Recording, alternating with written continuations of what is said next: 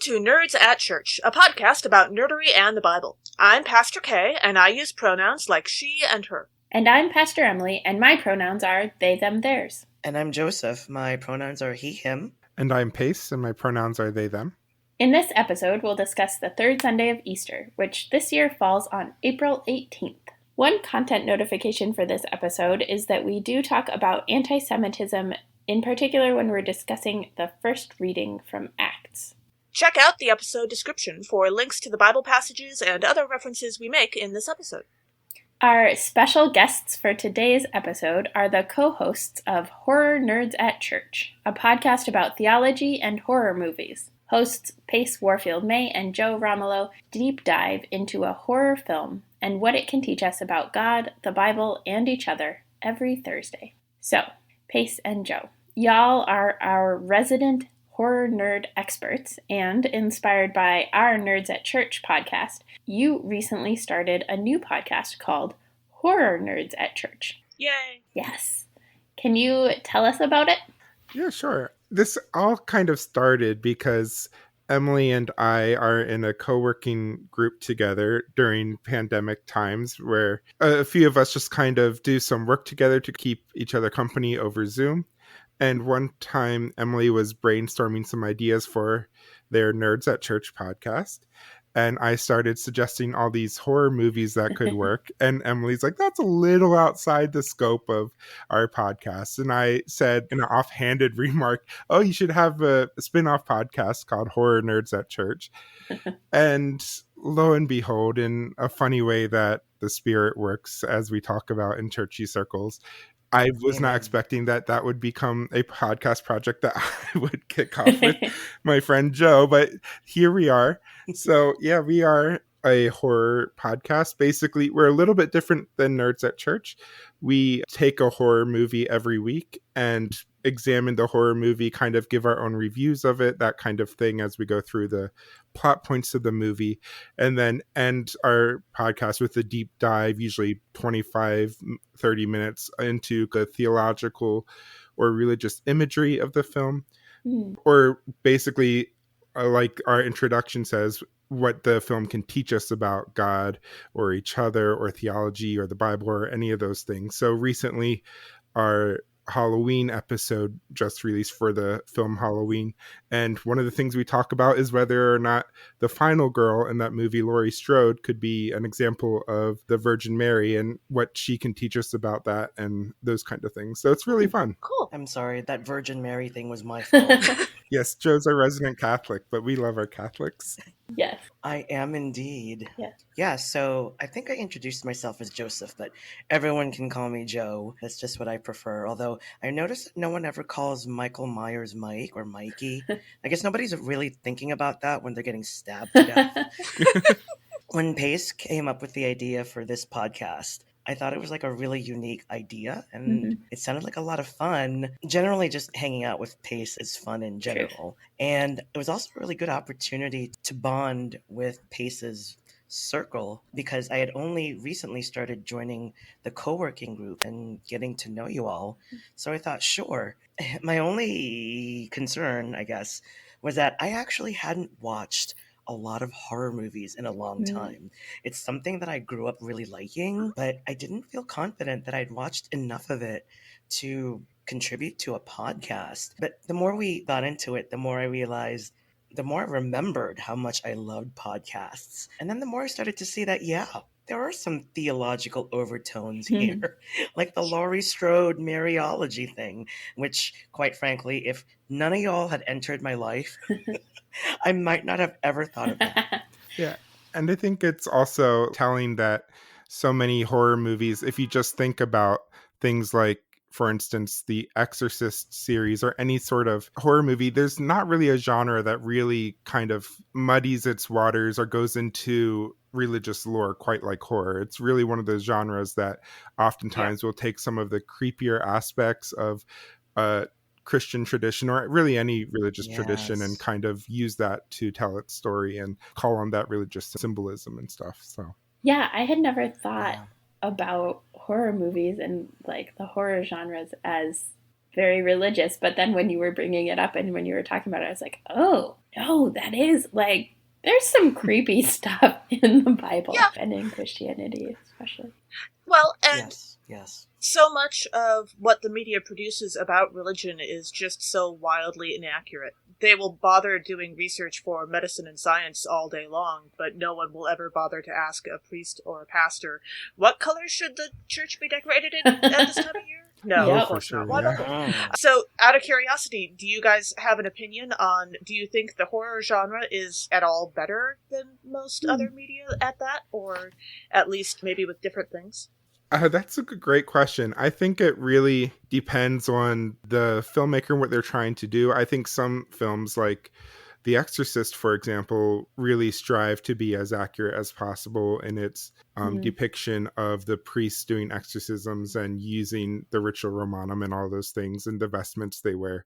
But most horror movies, with I think most pop culture, like you said, really it's more about connecting the audience to what they think the audience knows about religion as opposed to actually diving deep into what it is. Yeah. So oftentimes Joe and I will do a little bit of fact checking as we go along. That's not really how that works or something like that. Yeah. I think to answer your question, for me, I would have to actually look at television.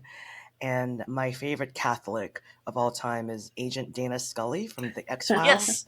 Yes. As a cradle, lifelong Catholic, I felt so seen by her, and just how much of a struggle she often had between her faith and her profession of being a scientist and a doctor, which actually they depicted really well in the last X-Files movie called The X-Files I Want to Believe. She had to perform surgery on this little girl, and she knew it was medically necessary, and she knew all the scientific facts that necessitated this surgery, and yet it was really going against her beliefs. And that's something I struggle with too all the time. I don't struggle with any of the paranormal things that she had to deal with. I'm really jealous about that. Yeah. So we invited you on to our podcast for our deep dive because the Easter season more broadly, and this Sunday more specifically, we are asking ourselves if Jesus isn't a zombie, a ghost, or a vampire. I'm especially interested in how we might know the difference between the resurrected Christ and a zombie, or in today's gospel, Jesus is literally accused of being a ghost. So do you have any insights for us?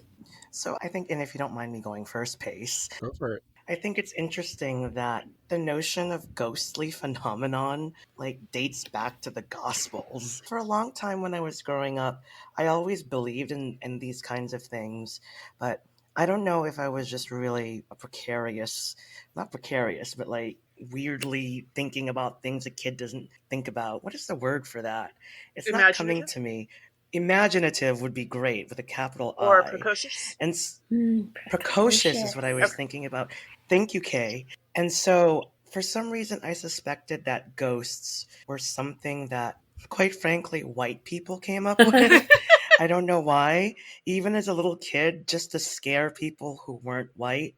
I am not sure how I knew about this or was aware of it. Maybe it's osmosis. I mean, that's maybe white supremacy just leaked into my brain like that. Because being a Filipino, we didn't think of otherworldly spirits as ghostly phenomenon or anything to be frightened of. We thought of them more as companions. But the more I read the Gospels growing up, the more I understood what the events that happened, after the Easter event. I started to see, wow, ghosts have been around for a while. And if I had to take a stab at this question about what Jesus is, I do have some reasons for arguing that he is a zombie. But I'd love to know what Pace's take is on this. Wait, tell us, why do you think Jesus was a zombie? I want to know these. So I was reading the scripture from 1 John, and I was thinking about the concept of love. And I think Jesus is a zombie, but what differentiates him from, I guess, the conventional zombie, in terms of... Exactly. I want to be careful here because there are zombie figures in other religious traditions, but I'm specifically thinking of our American movie Mhm. zombies, like Kay said, brains. Yes.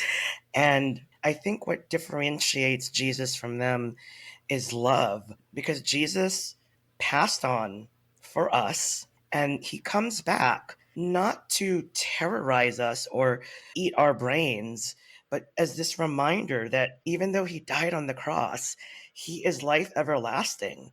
And so that zombie figure is always going to be there for us because Jesus loves us. Whereas the movie zombies, they're there usually, and this is just my interpretation, you can jump in anytime. Usually they're there to remind us of how awful we are as human beings. Movie zombies are there as this consequence of something terrible that we did. A common movie explanation for why zombies suddenly rose up from the grave is that there was a nuclear waste accident of some kind. Or the popular TV show The Walking Dead, which has been going on forever and a day, and its time is really up. Another episode for another day. But even with that show, their explanation for the zombie phenomenon is a virus. And if you really think about that in terms of theologically and what exactly is the nature of a virus, for me, that virus attacking humanity and making our dead rise up again is like the Earth's response to overpopulation of humans, and not just too many humans, but all the terrible things all these too many humans have done to the planet. Yeah, first of all, I want to take a little bit of time to point out the similarities, and then I think I can get into some of the differences. For me, as Joe pointed out, some of the similarities, I think, are that when we think of Eucharistic theology and we are eating Christ's flesh and blood, and then we talk about zombies having this desire to eat human flesh, and how the zombie virus, is oftentimes transmitted through blood, which is what we think as kind of connecting us to the body of Christ, to grace. So there's definitely some similarities there. And I also think one of the things that Jesus's resurrection we talk about frequently is how it is kind of this foretaste of a kingdom to come, how it is this inbreaking. I hate that word, inbreaking, but it's frequently used, the inbreaking of this future kingdom. And so we talk about that, and then we look at zombie movies, and they are often set in these apocalyptic times. And so the idea of the resurrected Christ being a sign of the apocalypse and zombies being a sign of the apocalypse, I think there's a lot of similarity there. And I don't think that's by accident. I do think that, as we're kind of talking about earlier in the introductory part, Western culture is really shaped by this pop understanding of Christianity, and including end time sort of phenomena around Revelation and all that stuff. And so I think that that is kind of played with in the zombie genre. And also the fact that in the Luke gospel, Jesus is flesh and blood. He carries the wounds that were inflicted on him in his death, which is something that we often see, especially the Walking Dead TV series does a really good job of kind of showing that zombies, you can see how the zombie often died in real life before they became a zombie, and that because the makeup artists take great care to show, like, whether it's a gunshot wound or something, the zombie will still have that in their appearance. But then what Joe was saying about love, I think, is one thing, but the other thing too is that I wonder what the disciples were thinking in Luke, because it's like he's accused of being a ghost, but there also doesn't seem to be much of a sense of them being scared of Jesus at the same time. And Jesus's first offering, the word he says to them is a proclamation of peace, which is very opposite of what we see zombies. So I would say that's the big difference, is that Jesus isn't here to scare us in his resurrected form. It is off-putting, I think. That's clear in the gospel, but I don't think it is scary per se. And that Jesus is coming to offer peace as opposed to coming to try to eat the disciples' brains. I mean, Jesus is hungry. He asks for food, but he's not asking to eat the disciples. So that's definitely a difference. Yeah. Jesus is hungry for our love as well. And you made a great Yes.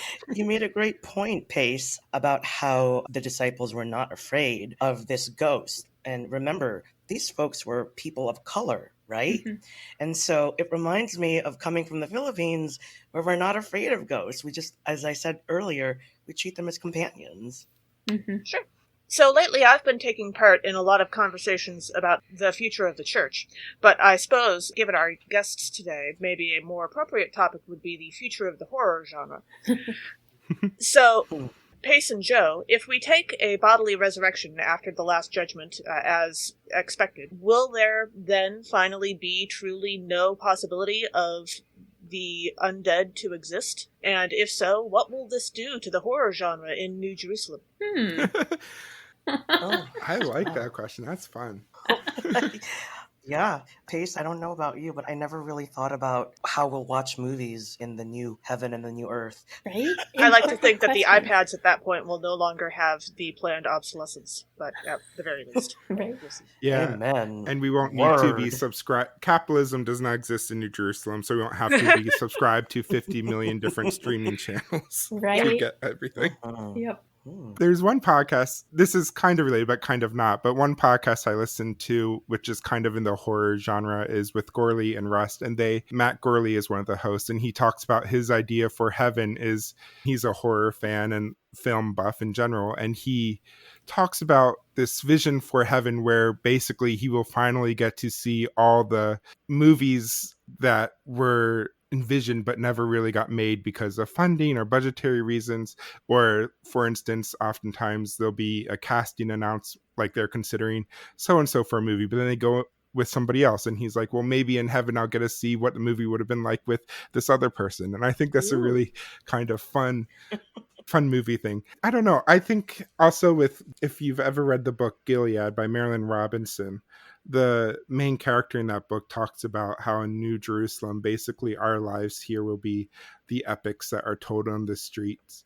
And so, I mean, there's plenty of horror in the world. And so I think in New Jerusalem, part of redeeming that horror will be treating it honestly and head on, and not covering up, not shying away from it. And so how we redeem ourselves from the evil, like systemic sins like racism and stuff, is, I think, in some part in New Jerusalem, there will need to be a reckoning of that.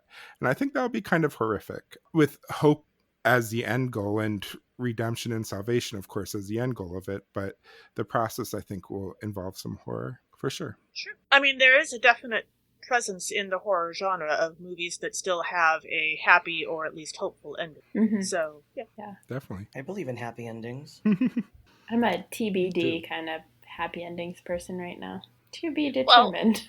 We'll see how it goes. Yes. Happy for now, Yeah, or sure. happily ever after. You know, Yeah. whatever works. Mhm. What about Jesus as a vampire? It connects with the blood stuff, but like, Oh, Lord. Or, like, after the Last Judgment and the final bodily resurrection, what happens to vampires? Are they no longer vampires? Do they get to stay as vampires if they really enjoyed that? Do they? Well, I mean, I think- can you really be soulless? Yeah, there's that whole thing about vampires being like these damned souls or something like that. So there's so many millions different understandings of the vampire lore. So, Mhm. but of course, there's that one kind of trope of them being damned and soulless, which would, I guess, imply that they're not redeemed and that they get to spend eternity in hell, which doesn't seem very fun. But No. on the other hand, there's also this kind of erotic notion to vampires. I mean, we see that not just in Twilight, but it's been there long before that even. Right. Like Bram Stoker's Dracula has a lot of erotic tones, And undertones to it. And it's very queer coded, right? Like vampire stories, the Yes. vampires are always the queer characters, which Yeah, fits and part with of that- Jesus. And I don't know if this is too explicit for the podcast or not, but I mean, part of that I think comes with the playing on those tropes of male fear of being penetrated. And so you have a vampire penetrating the male victim, whether it's a female or a male vampire, or non-binary vampire biting the male victim is penetrating them in a way that kind of plays on those male fears. But when we think of like the resurrection, I think one of the mystical approaches to thinking about the resurrection, the last day, is theosis, or union with God. And so I really think that there's this erotic union happening in between the vampire and their intended prey during the biting. And so I think that kind of is a fun queer, as you said, Emily, queer coded kind of metaphor, especially if we kind of bring a Eucharistic element to it with the exchange of blood being a sort of wine Eucharistic image. I see that maybe vampires could be a model for, of course, consensual vampires, being a model for some sort of eschatological union with the divine in some way. I certainly know a handful of people whose idea of heaven will involve a lot of LARPing to Vampire the Masquerade. So, yes, love it. Live action roleplay. So good. I love LARPing. As a Roman Catholic, it has never escaped me the vampirism aspect of our tradition. Even as a kid, this notion of partaking in Jesus's blood. And, I've always considered myself a believer, and it was very easy for me to accept Jesus into my life and to accept the godlike figure. The rituals, though, they really struck me as baffling, and I definitely thought about vampires a lot. And this discussion about vampires having that erotic aspect and also, as Emily said, the queer coding, it's so interesting because in my lived experience, Roman Catholicism and being gay all intersected, and they were so tense against each other. One of the many reasons why I was closeted for so many years, besides the usual reasons of family alienation and stuff like that, I was really concerned about how my sexual identity would square with my faith tradition. And I didn't have an oppositionary stance to Catholicism necessarily just because I wasn't seeing myself. And even in the times when being gay was, quite frankly, preached against, I still thought, well, yeah, but I'm Catholic, so there has to be a place for me, right? I guess you could say I'm naive, or I'm just persistent, or I don't know, or, maybe God has some weird plan for me. Who knows? But, I made it work. And this concept that vampires may still exist in the New Jerusalem, it weirdly makes sense to me. I think a lot of it has to do with pop culture, which is probably why I went into business with Pace on this podcast. So if I were to answer the question about what happens to vampires at that point, right, I would just look to the universe of the TV show Buffy the Vampire Slayer. I am a huge Buffy the Vampire Slayer fan. And so in that universe, they actually set up the narrative so that vampires, at some point, if they choose to, because vampires still have free will in that universe, they can reclaim their souls that they lost in exchange for gaining eternal life. But they have to go through a lot of painful, agonizing physical and mental trials for that. And this notion that your soul is still available to you, your humanity is still available for you, despite what you did to get this, other thing that might not be considered so godly. I love that. That speaks to me as a Catholic. That speaks to me as a Christian. And so in the New Jerusalem, I'd like to think that the vampires are there and they're eagerly going after the souls that they traded in. Now, as I said, they have free will. So there's a little bit more, I guess, theological complexity about the vampires who choose not to reclaim that and just want to stay in their current form. But I think that this notion of the New Jerusalem and the God that we believe in as believing Christians is so expansive that there must be some accommodation for those vampires who just want to stay vampires. Yeah. Maybe in the New Jerusalem, we'll all sparkle like the vampires in Twilight do. Yes! I was hoping that would come up. Yes. I want to glitter as the, that'd be great. I want glitter in the New Jerusalem. Right, that'd be so cool. Environmentally friendly, but I do glitter. too. I do too, Emily. But me being the old queen that I am, when I think of glitter, I think of the Mariah Carey masterpiece cinema film Glitter. No. It was robbed at the Oscars. Ugh, it's such a bad movie. Joe and I have talked about this before. Such a bad movie. Brilliant. See, my issue with glitter is that it's basically impossible to be sneaky when you glitter like that.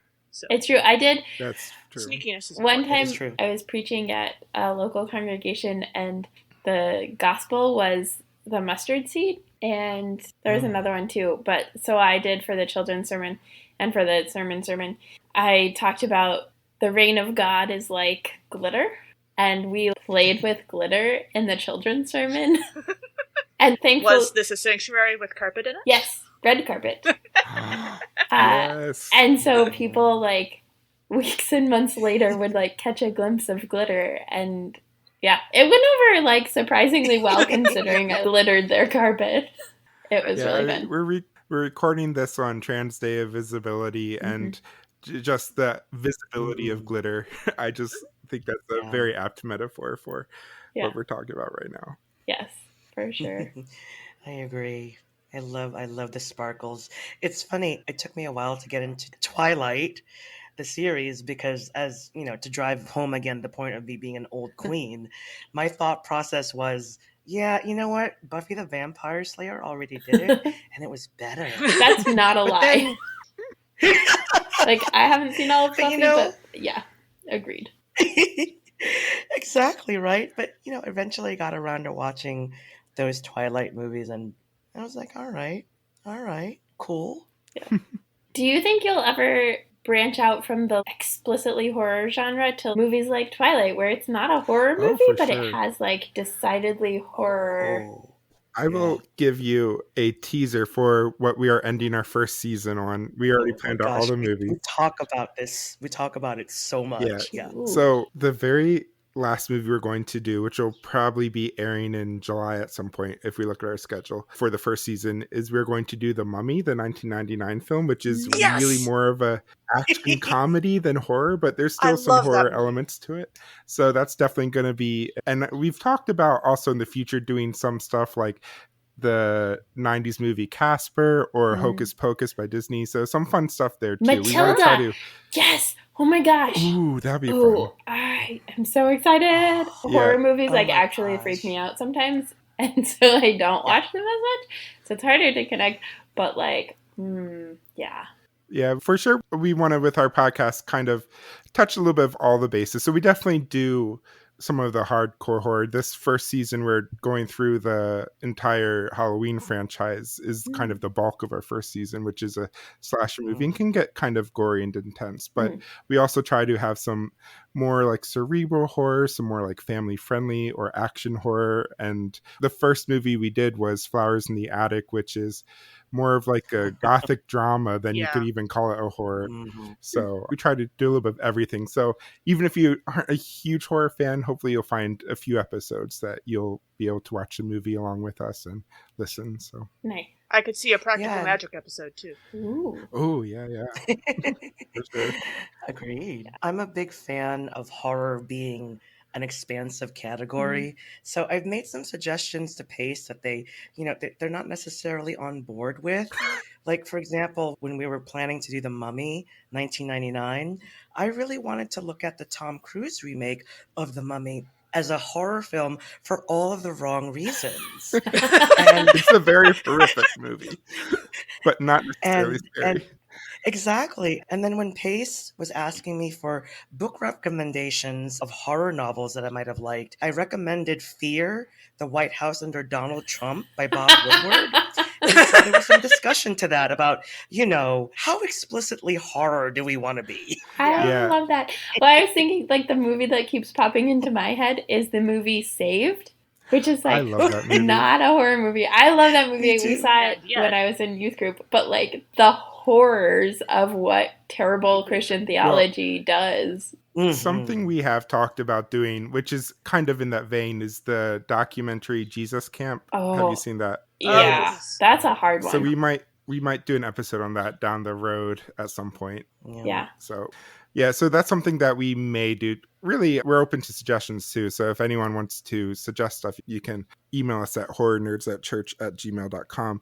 But there's so many good movies out there. We could do this show forever and ever and ever until the eschaton comes.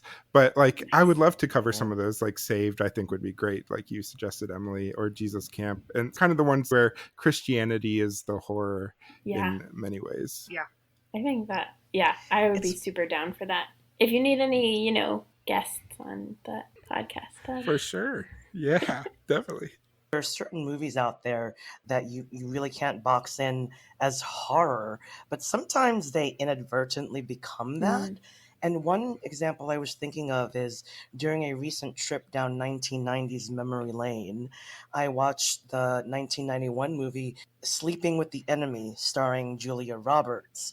And for the bulk of that movie, it's pretty much a domestic violence drama where Julia Roberts' character is trying to survive this horrible marriage. And then at the end, it becomes sort of a slasher movie. So, I understand that they want to amp up the drama by having the clearly abusive husband reach an unforgivable level. But the way the movie is filmed, it just became this different beast. The commentary it was trying to make suddenly got sucked into Haddonfield, Illinois, where Michael Myers is from. Mhm. I haven't seen that one. Our first reading for the third Sunday of Easter is from Acts chapter 3, verses 12 through 19. Having healed a man who couldn't walk, Peter proclaims forgiveness through Jesus, who is the fulfillment of God's promises. So one of the themes in this passage that I noticed was very, very biased retelling of what is going on, which we talk about a lot and is really evident in this passage. So Peter is very accusatory of the Israelites, of whom he is one, right? Like, Peter is an Israelite. He's talking to his own community. He's been hurt by them. He's upset. So he's going after them. But it reminded me, especially in the context of what has become Christianity with a lot of power, especially over and against Judaism and Jewish people and the ways that anti-Semitism work. So it reminded me a lot of, actually, in the Hunger Games, the way that the Capitol tells the history of the revolution, of the rebellious districts. And all of the districts have to learn that history, the Capitol's history that centers the Capitol and makes the Capitol out to be the good people and the districts out to be the bad ones. And so, your periodic reminder, there's plenty of anti-Semitism in the Bible, and Peter is engaging in it in ways that are not helpful for Christianity and not helpful for Judaism. Yeah, I could speak as a Luther scholar to that briefly, too, in that, of course, Luther was very anti-Semitic as well throughout his whole life, and especially in his reading of the Hebrew scriptures. But beyond that, one of the things I think a lot of people forget in Luther's rhetoric is against the Catholic Church is he considered himself Catholic through most of the early Reformation. And so when he was speaking very vocally against the Pope or something like that, he was doing it as a Catholic, trying to be prophetic within his own community. And so it's very different than when you have now a lot of anti-Catholic sentiment in a lot of mainline Protestant denominations. It's very different than it used to be when it's kind of pulling from that, and we forget the context, similar to how we forget the context that Peter is speaking to his own community from a place of marginalization by his community. Yeah, context matters. So, as a Roman Catholic, a lot of criticism of our tradition from non-Catholics has been this kind of distance that we keep from the scriptures. The churches don't even have Bibles in the pews. And that's because of this long theological education tradition and the early alignment with a lot of the early philosophers. And it's also in our officially promulgated texts, by which I mean the encyclicals, which I know most of the public knows about nowadays, but also other documents like letters that the Pope composes, and those are all considered canon of Catholicism. And so that distance is concerning for many Christian non-Catholic believers, because how do we know how much of Jesus' story, of the Christian story, is being appropriately told from Scripture versus the study of Scripture? And that's where a lot of controversy about that comes from. This reading is really interesting because I love what y'all have said about Peter so far. And I wonder if a lot of marginalized groups might be prone to this in their growth, and as they move towards the center, away from the margins. And I wonder if this is something that could be avoided, because being a marginalized person and critiquing the marginalized group you're part of is something I have experienced in my lived experience. And Pace has heard me talk about this a lot. I have chewed their ear off. As a gay male, the gay male and a lot of times the cis white gay male community is so problematic. It is so problematic. And I feel like half of my life as a queer person that could be spent, helping baby queers or dancing in the before times has been devoted to telling cis white gay men, no. Yeah. Don't do that. Stop that. And so I empathize with Peter here from my social location as a gay male. And my frustration has grown to a point where, and again, Pace knows about this, I'm moving away from identifying as a gay male and moving towards queer, because that expansiveness for me has been such a relief. I have met so many queer folks, by which I define as beyond gay cisgendered males, who are not problematic, for lack of a better term. Or at least not in the same kind of homonormative ways. Yeah. I think we all, of course, have our own Sure. issues, especially me as a white person with white supremacy and stuff that we need to work on. But I definitely understand and see what you're saying, too. Yeah. Definitely.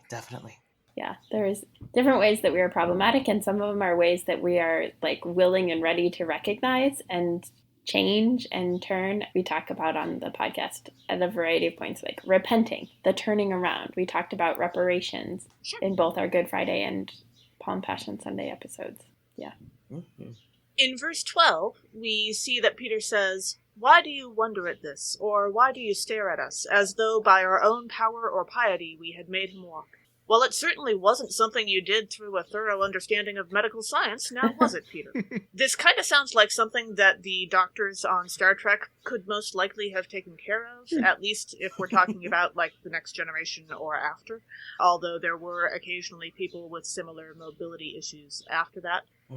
Also, somewhat unrelated, but due to a recent conversation, I would like to throw in there that in Star Trek, a tricorder is used in the diagnosis process. It collects data on how a person's body is working. It is not something you use as a part of the treatment process. But when I read about the healing miracles, one of the common connections that I make with pop culture is actually Star Trek, because the ways that they heal people on that show are practically miraculous compared to what we think. We'll never forget this scene in Star Trek for The Voyage Home when DeForest Kelly goes into a hospital set in contemporary times and sees a woman on dialysis and is like, what is this, the Dark Ages? And he gives her a pill that helps regrow her kidneys. I just love that scene so much. Yes. But also, one thing I want to say about Star Trek, too, is I just love how it's not perfect, as no pop culture really is. But I do love that even in most iterations of Star Trek, the way they still see disability in the future as being a vibrant part of the starship's community. Like Geordi LaForge still has his visor, so it's a device that allows him to see, but nonetheless, he could get eyes that would just fix his disability, to use a really problematic term. But no, instead, he chooses to have a visor that enhances his ability in many ways. And in Star Trek Discovery, in many background scenes, one of the crew people is in a wheelchair, and we don't really know much about that crew person, but just that their vision of the future, they take care to include a future that includes the disabled community in ways that most science fiction, I think, does not or tries to minimize disability or think that disability is something that can be cured, as opposed to being a part of the fabric of the human condition in a way that is neither good nor bad, but just part of our diversity. Yeah. That is a gift of Star Trek that is not present in all other movies, as we know from multiple mentions of in our previous iteration of this podcast, that was HP at Church, and the ways that the Harry Potter series erases the possibilities for disability. And I just want to point out that our listeners can't see it right now, but I am in fact scanning everybody with a tricorder and picking up their life signs. No, I'm just kidding. As we continue in this passage in verse 17, Peter says, "And now, friends, I know that you acted in ignorance, as did also your rulers." And I'm not sure if Peter is being facetious or not. Like, is it, "And now, friends," or like, "And now, friends"? But in Battlestar Galactica, which I just finished, except for the prequel story about the Cylons or whatever. So say we all. So say we all. But in Battlestar Galactica, especially with Gaius Baltar, there is this question about ignorance and if Gaius is really ignorant or to what extent he is ignorant of his complicity. Once the Cylons attack, he knows that he is complicit in it, but like, how ignorant is he? Like, he knows he shouldn't be doing it, but does he know how bad it's going to be? And I think that becomes this line that's threaded throughout the series of where is the line for humans in human-Cylon engagement? Where do they draw the line of participating in something because you don't know enough to know how bad it is versus participating in something and knowing how bad it is versus not participating? Like, yeah, there's just this whole complicated web. I'm willing to bet that several podcast episodes have been made about that character. Also probably true. Yeah. Our second reading for this episode is 1 John chapter 3, verses 1 through 7. Although we don't know what the future will entail, God's love nevertheless makes us children of God. So one of the themes that came up for me in this passage was the idea of like lawlessness and morality, and the way that this passage talks about sin and guilt and lawlessness, and it got me thinking about moral development, in particular Kohlberg's 3 or 6 stages of moral development, which I learned about when I was in psychology class in college and maybe in high school. I don't know. Once you learn about this, though, you can never like place yourself on it because I know the tricks and I know the cheats of how to frame things so that it's in the right spot. But the idea of Kohlberg's stages is, and the idea is that people, for the most part, progress through the stages and maybe never reach the final stage, but maybe do. And we have certain people like Jesus who do reach the final stage, but like the beginning of moral deliberation and development is obedience. So you're trying to avoid punishment. And then the second one is like trying to achieve, or is a self-interested one, and so it's trying to receive benefit. So avoid punishment, and then you step to the next one is what's in it for me? What do I get out of it? And then the next one is how do I conform to the social norms? So how do I be a good person? And that has to do with interpersonal engagement with morality. And then authority and following the authority, and that's like law and order morality, which is, you know, a particular orientation on D&D and not one that I will probably ever have for any of my D&D characters or life. Neutral good is way more fun. I prefer chaotic. Okay, that's yeah. And then it moves to the like third level, the 5th and 6th stages, which are social contract orientation. So like, what do we contract to do and to value as a community or as a society? And then the final one is universal ethical principles. So this is like, it's the arc of the moral universe, right? It's the thing that is greater than any law, those guiding principles that go beyond the law and that sometimes go against the law. So sometimes what is sinful is lawful, and sometimes what is not sinful, what is good, is unlawful, that sort of thing. So I just like went down this rabbit hole of remembering my psych classes. That's fascinating. I hadn't heard of that before, but it immediately made me think of the 3 uses of the law for Luther. And of course, there's some debate whether or not he believed in the third use. I am on the camp that he did. But the first use being the civic use, basically that the law is put in place so that we know how to act in an ordered society. And the second being the theological use, that the law makes us realize our failings as humans and drives us to realize our need for God's grace. And then the third use is essentially that the law becomes written on our hearts as Christians, and so that we then go out to basically enact the law out of the freedom that God's grace provides us and in order to serve others. And the other thing that it makes me think of too, going back to the horror theme of our podcast, is that so many horror stories get their roots, I think, in the morality tales of the medieval era. And so, especially when you think about like the morality tales where the devil kind of is a supporting character and to try to get people to, or you could even think of like Job as kind of a precursor for this morality tale, the book of Job. And so I think many horror movies kind of do this now, even like the bloody franchise, like the Saw franchise. One of the recent ones, their take on capitalism is they get this insurance agent to come in and have to decide, even though he has to make decisions about whether or not he's going to save somebody who's an elderly woman or save somebody who's a young man. As an insurance agent, of course, he would save the young man, but if he saves the young man, there'll be other consequences and stuff. So this horror movie is getting people to think in the audience about like, what kind of values are we putting into things like insurance and into capitalism and the ways we value youth and stuff like that are not always healthy and good. And the fact that this comes up in a horror movie, I think, is just so funny, especially a franchise that a lot of critics deride as really badly made, especially the later entries.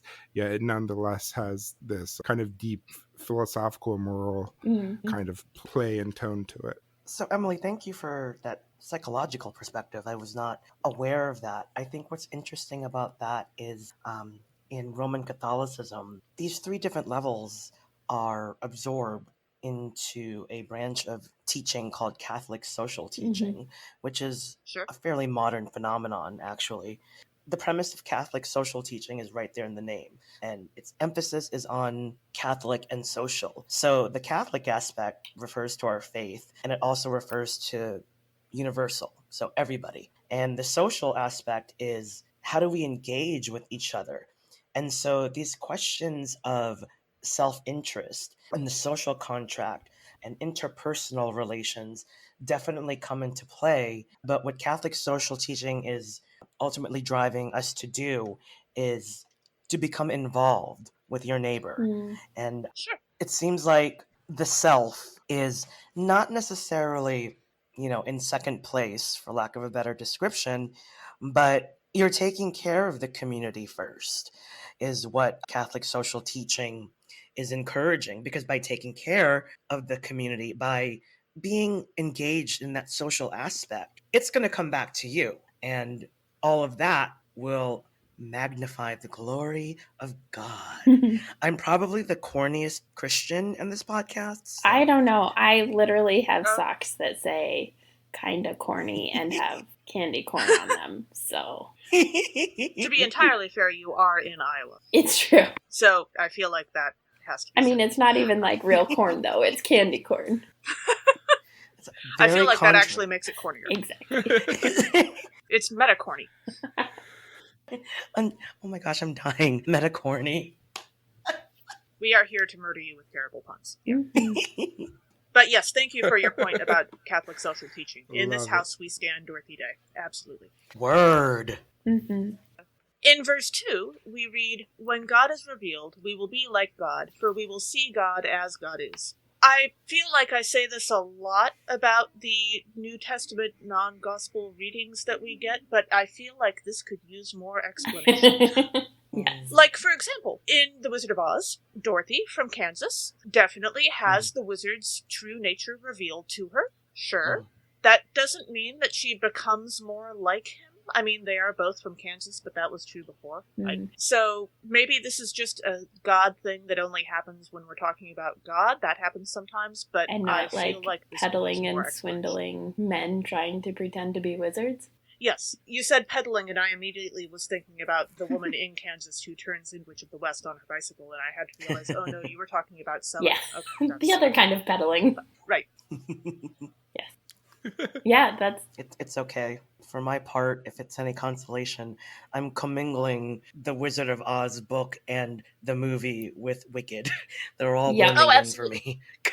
Yes, they all combine a lot for me as well. I haven't read all of the books, but in verse 7, I kept going with the morality stuff. But as we read, "Little children, let no one deceive you. Everyone who does what is right is righteous, just as God is righteous." So when I was reading verse 7, I was thinking about The Firefly, the show / Serenity movie, has a game Ooh. that I really love that's like a board game, and in it you cool. can be different characters, and you can get crew who are different characters from the show.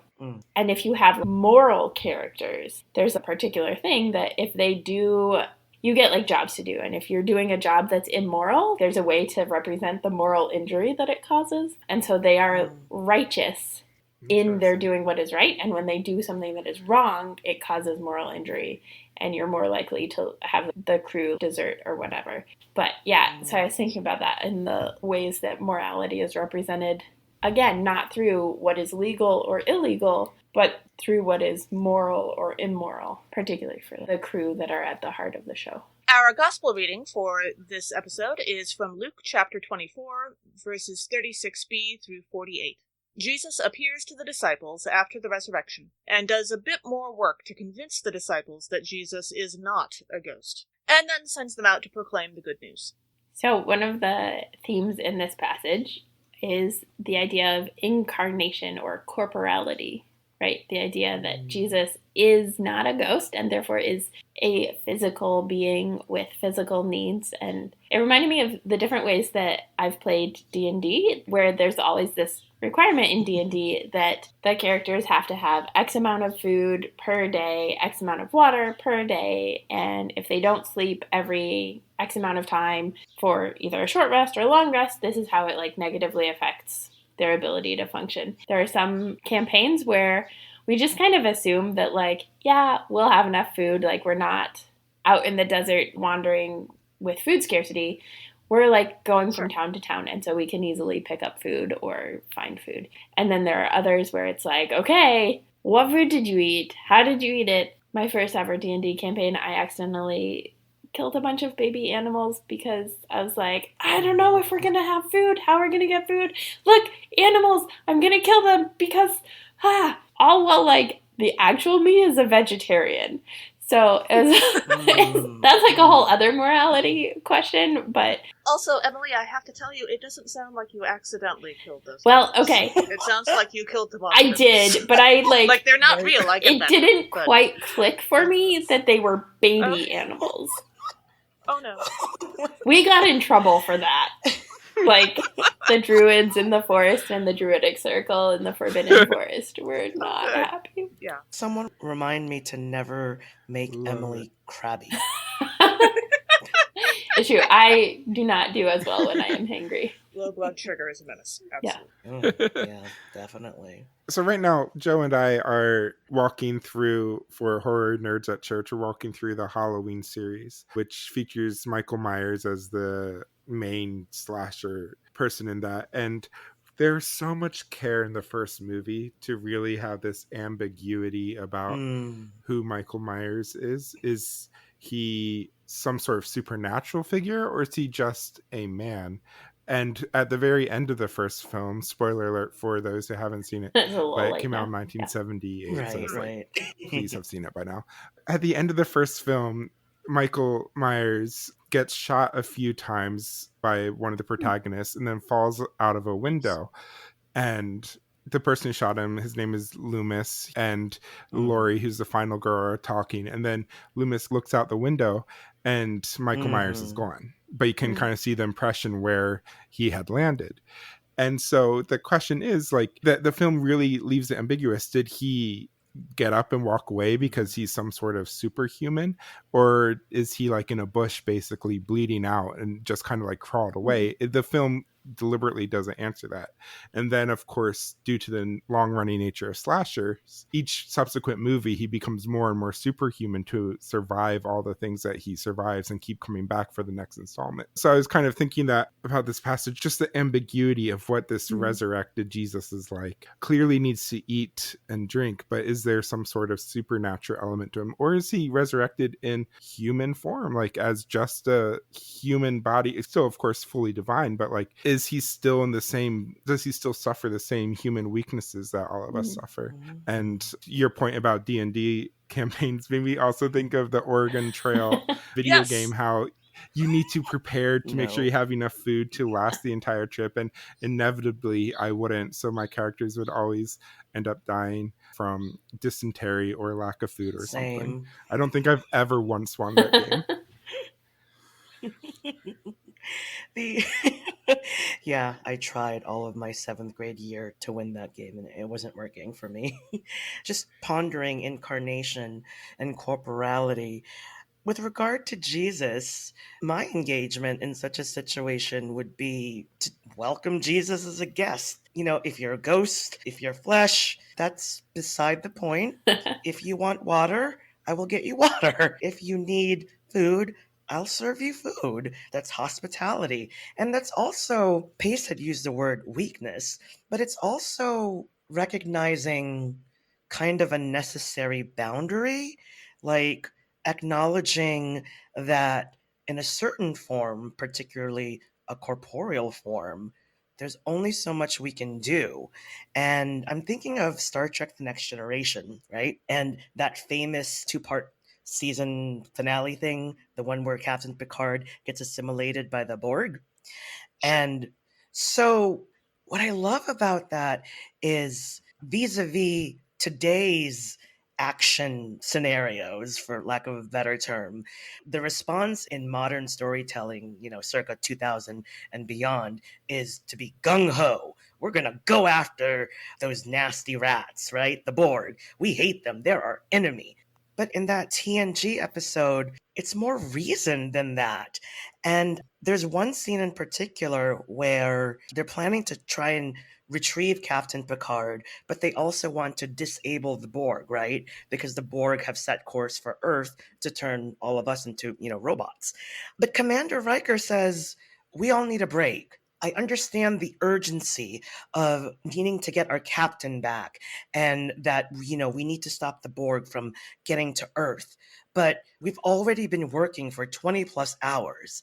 And so this woman character, Commander Shelby, who is an expert on the Borg and who had joined the team specifically to be an expert on the Borg, she says, but I want to continue researching this because I am the expert on the Borg, and let me work with Commander Data, who is the android character, right? And she says, Commander Data is an android.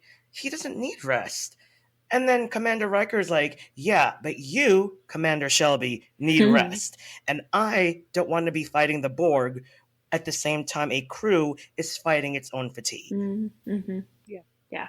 In verse 36, we read, while they were talking about this, Jesus himself stood among them. So the implication is that Jesus didn't just walk in through the front door, but appeared like magic. Was he teleported in like Star Trek?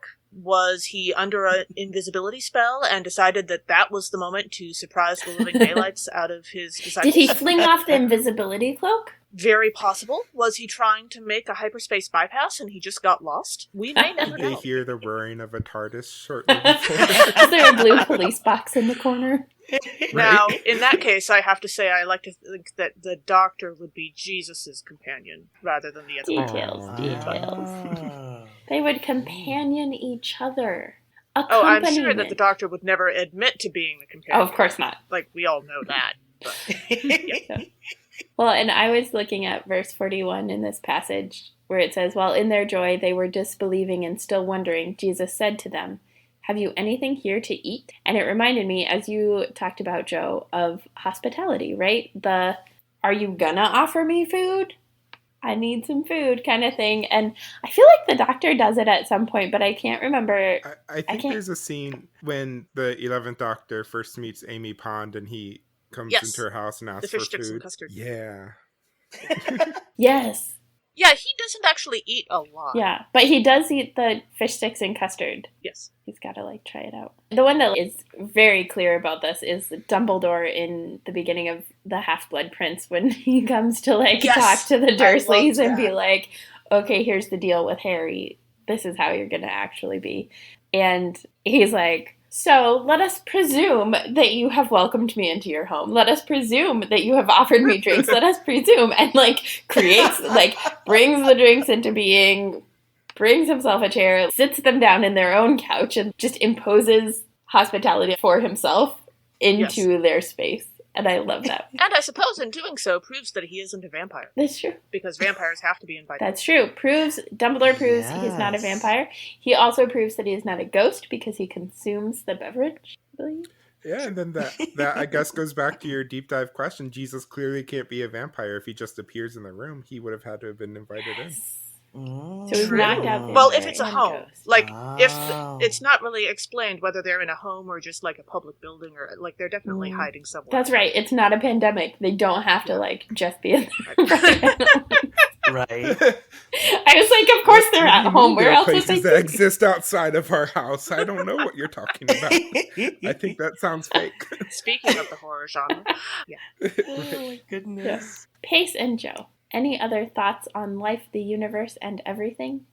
Ooh, I didn't know y'all were so deep on this podcast.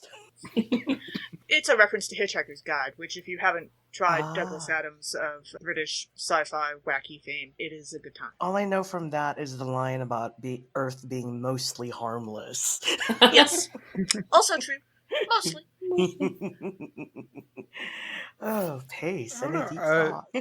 Definitely check out Horror Nerds at Church. Yeah. And I just want to say that, I think I said this earlier, but you don't have to have seen every film. We kind of walk through the film a little bit. So even if you haven't seen it, you can still listen and hopefully get something out of it. And we do that deep dive as well, which we post in the show notes, like what the timestamp is for that, so you can just tune in for that if you want, or just watch the movies that you like and listen to those episodes a la carte. That's fine too. Beyond that, I will be guesting on Emily's blog, Querying, for the Easter season. I'll be doing some queries for the Gospels there. So if you like what I had to say about any of the biblical texts today, you can see some more of that. Yes, I'm excited for Pace to be querying the gospel readings in Easter. I think it'll be great. Also, just a note for our listeners, when we're talking about Horror Nerds at Church, one note is we tend to be a podcast for every age, or we try to be one that is accessible to folks of different ages, even as we tackle like really real and really tough stuff. And I've been talking about Horror Nerds at Church as being like an after hours version of a podcast. Yes. Just for our younger listeners to be aware of if you're interested in that, which comes with the nature of horror films, I think. That's what I was going to say, is like the genre of horror tends to be a little bit more, not exclusively so, but tends to kind of be a little bit more rated M for mature or something like that. So our podcast does get an explicit rating. We do use some swear words due to the nature of horror. There's often talk about human sexuality and violence and stuff like that, which relates to the film. And we do put content notes in the description if it's a particularly sensitive topic that comes up in the film discussion. But yeah, that we are the after hours version of. What I like about being in that after hours space is it really gives us the freedom to also express ourselves as queer persons. And so I am able to contribute, my thoughts on sexuality and how that relates to whichever topic we're talking about. And, as many folks suspect, horror movies have strong elements of sexuality in them. And so it's nice to be able to address that. I think my parting deep thought would be about community and just how important it is. And it's just one of my favorite components of Jesus's way, of the way, right? And I think community is best exemplified by this podcast episode today. It's so cool that you had me and Pace come on, but it was also like a little community here. And what I mean in my definition of community in this context is we all see each other. At least I felt very seen by everyone here. And the specific thing that I felt seen by is that it's okay to use pop culture to understand my faith. I'm not some right? I'm not some anomaly who's trying to understand the Gospels by looking towards Star Trek Voyager or maybe Agent Dana Scully on the X-Files. That's okay because I see you all modeling it for me. And that's like the great benefit of community. That's so much better than material goods and money. And I don't mean to be super corny yet again, but that's the truth.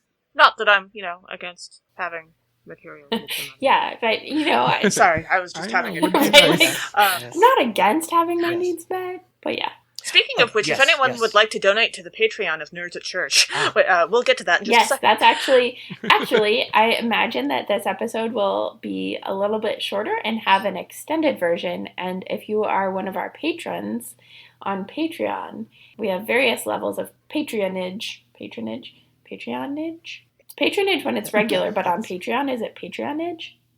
It can be It if you is want now. And at various levels, you can actually have access to the full recordings, our full guest episodes. Whenever we have to cut some stuff, we'll put the full guest episodes as accessible just for patrons. So you can definitely check us out, patreon.com/nerdsatchurch. Out of curiosity, does Horror Nerds at Church have a Patreon? Not yet. We plan to launch one probably ahead of season 2. And we will definitely link and make sure everybody knows how to find Horror Nerds at Church in our episode descriptions and publicity stuff. But we are so excited that you all were here. This was a great episode. Yes, absolutely. Thank you so much. Thank you so much for having us, and thank you for letting us be the After Hours spinoff. That was really I feel fun. edgy. I'm cool. I'm hip. And I know that by saying those things, I'm decidedly uncool and unhip. Perfect. That's how we like it. Nice and corny. Yes, exactly. Or cheesy for those of us who aren't like That's this true. knowledge. I do love cheese. Dairy. Thanks for joining us. Catch us next time when we'll discuss nerdery connections to the scripture readings for the 4th Sunday of Easter, with our special guest, Elle Dowd. This podcast has been produced by us, Kay Rohloff and Emily Ewing. For more fun, check us out on Twitter and Facebook at NERDSATCHURCH, or contact us at nerdsatchurch@gmail.com. Also, if you like what you've heard, rate us or leave us a review on Apple Podcasts, Facebook, or wherever you catch your podcasts. If you appreciate what we do or want to get actual transcripts of the podcast episodes or access to our uncut guest episodes, consider supporting us on Patreon at patreon.com/nerdsatchurch. We hope Patreon can help us get our episodes transcribed for those who need or prefer that. Though if you want to help us with transcripts, let us know that via email or social media. As the ancient Christians said, Pax vobiscum.